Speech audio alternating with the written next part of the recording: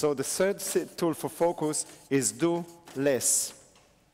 I didn't say achieve less, I say do less, and I would say achieve more. Because when you do less, you make better choices. You make better choices.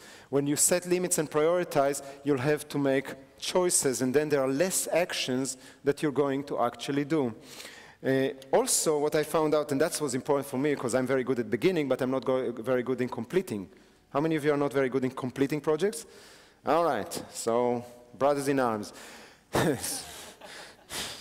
Karen is with her hands there. Now, of course, in business, this is crucial, because you did the project, so many people, including me at times, not anymore, but at times, you do your project, you know, send the proposal, you actually do the project and everything, but you forget to send the invoice. You know that? Anybody like that? Not completing that part, so you never get paid? Are you happy about it, or you just want to know it? I mean, seriously, we do that. There's so many ways not to complete stuff. Now, when you do less, you have more chances of follow through, because there's less thing to follow through, to finish. Would you agree? Let me show you how it worked here. You're in the room. I'm using a lot of examples of how we're doing things and to show you that it works. When I came to the office with the idea of Business Bootcamp, I told them, listen, we had so far every year 40 events, on average about 100, 150 people in the room. I'm tired from giving those 40 events. They were all free, but they were short. They were 3 hours, 6 hours, 8 hours, something like that. And it forces me to work every weekend. And I said, I don't want to do that anymore. I mean, I think that what we give is so much value. Let's make sure that we work only 4 times a year, but we bring 1,000 people. It's the same result. We discovered that it's much better than that, but at calculation, it's the same result. 40 of 100, 4 of 1,000. It's the same amount of people that get to know us. We can give you then 2 days, which is much more value. Hopefully, you'll be much happier. You'll learn much more. You want to do the next trainings, etc., etc. Is that making sense? By the way, it works. Yeah? That's just to tell you the end story that it works. However, what happened is I decided when I came up with the idea, and that was January this year, I came up and I said, I'm only going to focus on one thing. It's a new training, totally new training. It's new audience that I want to reach and everything. There is only one thing I'm going to do. I'm going to make it a remarkable training. Okay, I don't know if you know the word remarkable in Dutch. Try to translate. There is actually a word that is one-on-one for that. Opmerkelijk?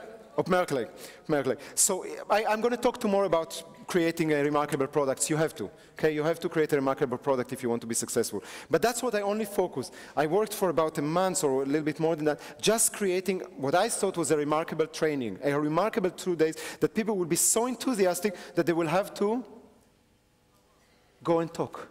That they will have to go and talk. That was the only purpose, because how do I get 1,000 people in the room? You know what? How do I get the second 1,000? The first 1,000 wasn't so difficult. I had 6,000 people on our mailing list or something like this. If I will, tell them it's good, they will come. Okay? But how do I get the next 1,000? Because those people need to talk. So it needs to be really remarkable. They need to be amazed and so, happy about that. So I focused on that, and that's it. I didn't do anything else. What we did as soon as the training was ready, I announced it to the people, and within 4 weeks we filled up. The first training was about 850 people. Okay, 4 weeks took that. But that was from our list. Easy. Okay, people trust us for 10 years, 15 years. Let's say that it was easy. They came. They told their friends. But those people, because it was remarkable, they told their friends, and within 2 months, we had the second training, and it was full. It was above 1,000 people. And again, it's being filled up by people. We didn't do any marketing whatsoever. So I focused only on doing one thing and one thing only, getting that into remarkable training. This training is different than the last ones that we do, because I'm trying to improve it all the time. I'm still focusing only on making it more and more remarkable. That's all. Don't do any marketing. So what happens is that I needed to do only one task and do it really, really well. That's all. I spent a lot of hours, a lot of time, a lot of effort, got a lot of support, but all I worked was one thing. However, I could do it differently. I could do it like we did it before. I could decide I want to do a good training, so I'll focus on that, and then I'm going to get the marketing campaign goes for that. I will make mailings for that. I will get some joint ventures to do that. I will get ads, Google ads, and some other advertisement in magazines. I could do that. I could do a PR, blitz, that, making sure that every week the media is hearing about us. I could do all those things. But what would happen then when I have so many actions to do? What happened to the focus? Goes. What happened to the follow-through?